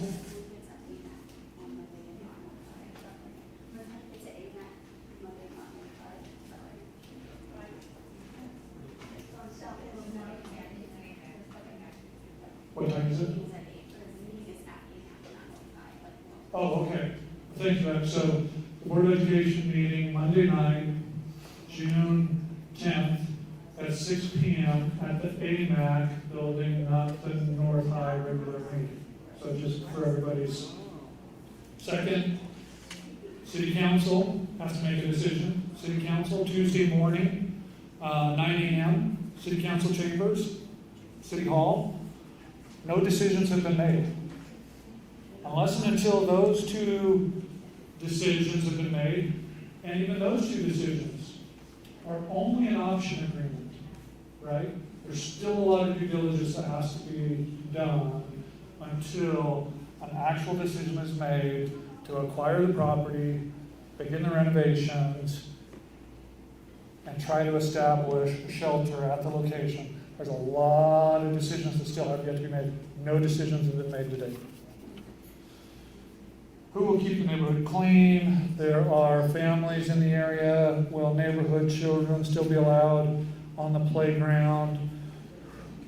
Who will keep the school clean? I hate to see it destroyed. So as far as the neighborhood clean, I'm going to continue to kind of suggest it's going to take all of us, right? It's going to take property owners, neighborhood associations, nonprofits, faith-based communities. It's going to take all of us to try to keep the neighborhood clean. Will neighborhood children still be allowed on the playground? So unfortunately, there will no longer be a playground there, right, for obvious reasons. There is a park, there is a greenway that is to the west, right? And that is still public property, it still will be maintained as a greenway, right? But there will be separation between this facility and that greenway. So there will still be some public space available, but obviously there will no longer be a playground. And then who will keep the school clean? I hate to see it destroyed. If we go down this path and the decisions are made to pursue this location as the multi-agency center, the operator, between the city as the owner of the building and of the property, and the operator, it will be a joint effort to maintain cleanliness. Again, I'm going to go back to, these are the things that we are looking at to incorporate not only within the design,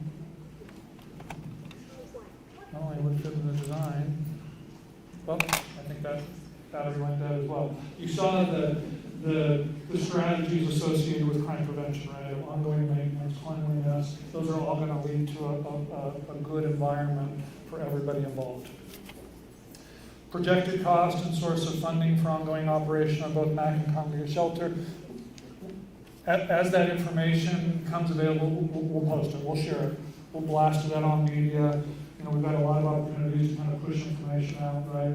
As we begin to kind of narrow down what we think the actual construction, renovation, capital costs are going to look like, and then ultimately what the operational costs are going to look like, we'll be more than happy to share that. I have a few more, so bear with me for just. Will there be opportunities for community gardens? Oh, that's a great question, right? That's a great suggestion. I don't know what the answer is, right? But that's certainly something that we should think about and take into consideration as we move forward. What about medical services? So obviously we have limited space, but yes, obviously having medical services available for those folks at the facility is certainly something that we've thought about. And so one of the design is making sure that there is at least a space, maybe two, right, where folks can seek medical treatment as they're coming and going out of the facility. It won't be a robust ER or urgent care or anything like that, but yes, there will be medical services available.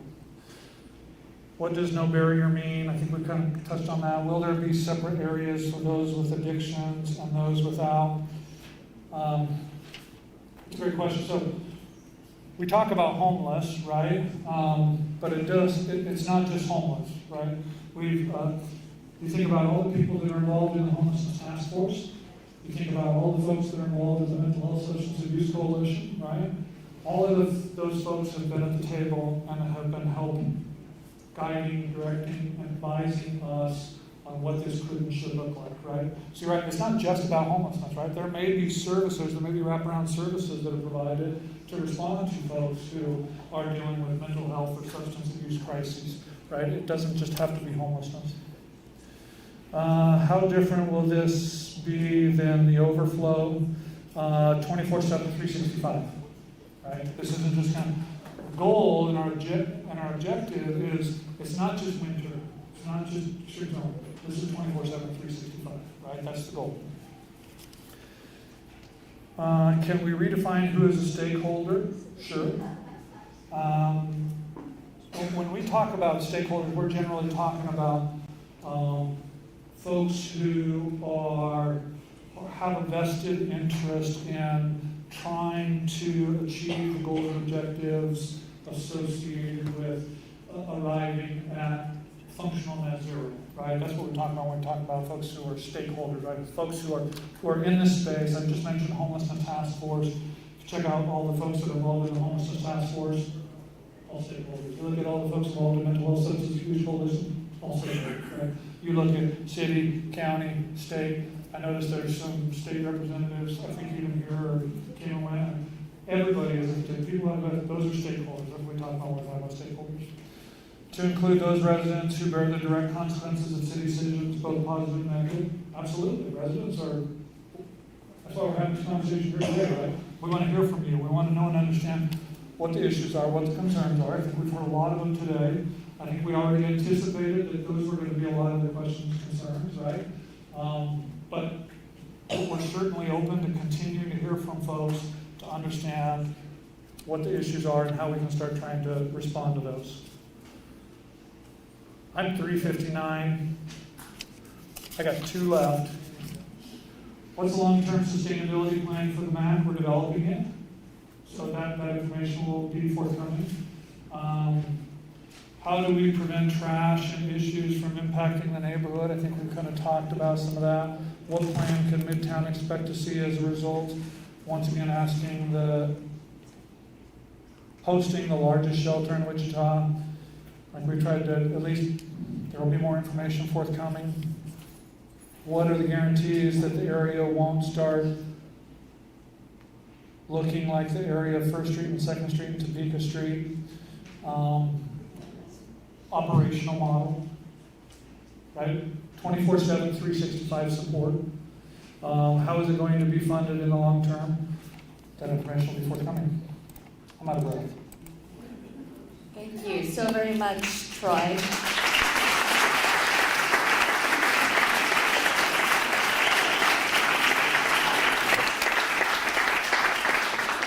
I too wanted to go back to one slide, and I think it's important as we close this out. I don't know why it's not working.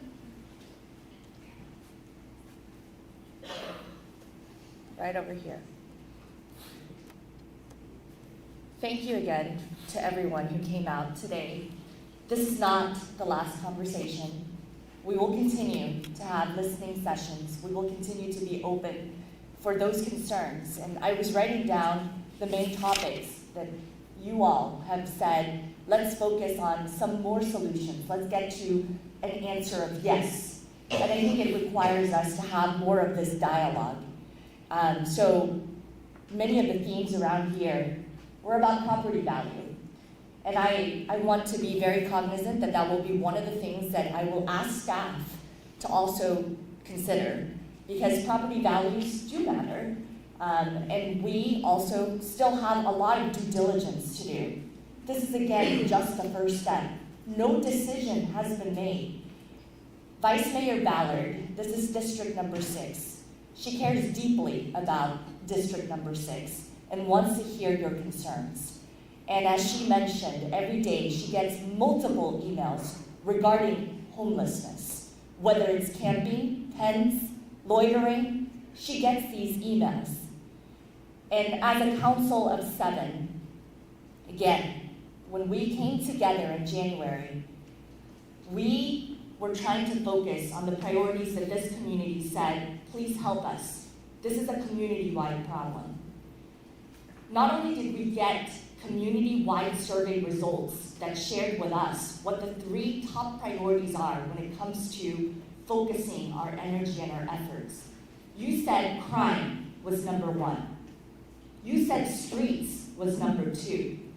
You said jobs, economic development was number 3.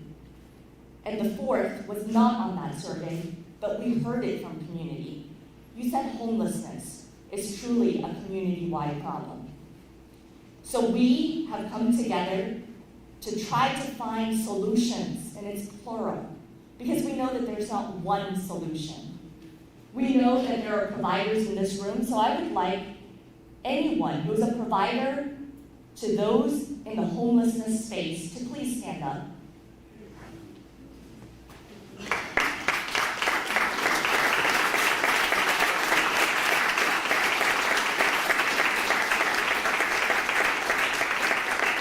May I also ask if you're part of the homelessness task force to please stand up.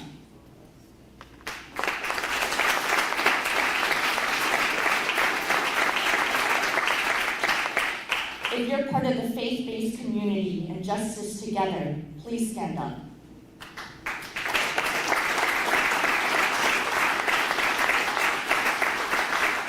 If you are a partner, a state lawmaker, a local elected official, a USD 259 board member, please stand up.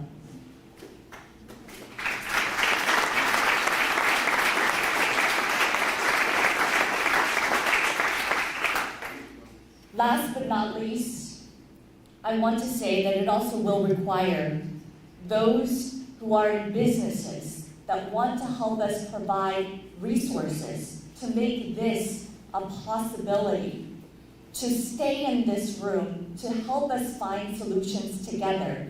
Whether you're a provider, a partner, a faith-based community member, a business member, a homelessness task force member, or if you're simply a Wichitan, we have to get to solutions together.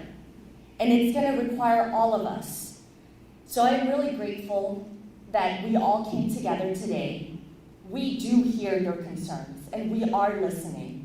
And we have written down and will continue to have a robust website that answers these questions.